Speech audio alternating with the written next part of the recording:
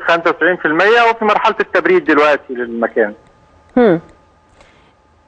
المفترض انه النيابه دلوقتي بدات بالفعل في اجراءات المعاينه للوقوف على اسباب الحريق. خلصت وعينت، كانت معانا متواجده المستشار احمد عيسى، ودلوقتي هو بيعاين الحالات اللي في المستشفيات. هل في اي اخبار، اي انباء، اي شبهات؟ بعد على شغل النيابه طبعا، النيابه اللي فحصت وهي اللي هتقول قرارها واللي هتستكمل التحقيقات.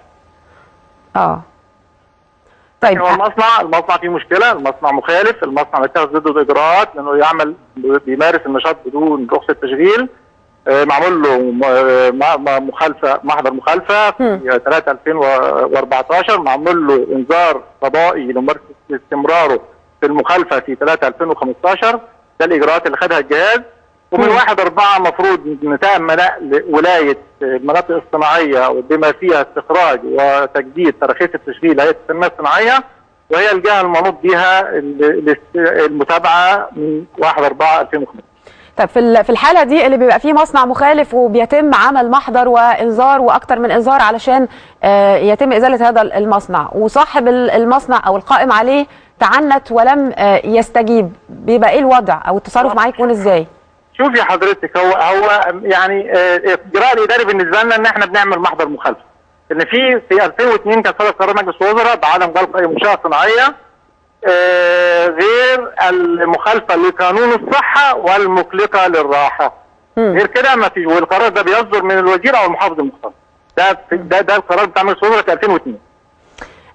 ارتفاع عدد الوفيات الى 25 حاله، هل السبب هنا انه كان يعني موضوع انه مخالف ده ليه اي ده اولا المصنع اي سبب؟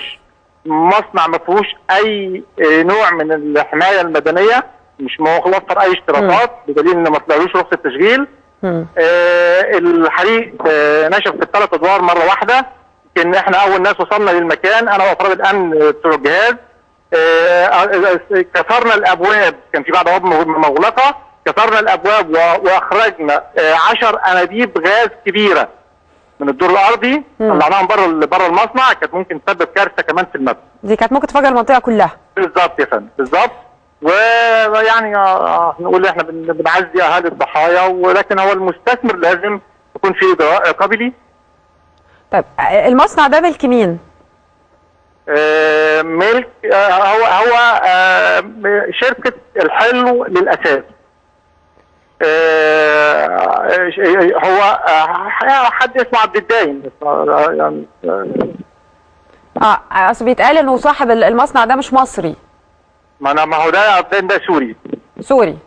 ايوه فندم. طيب.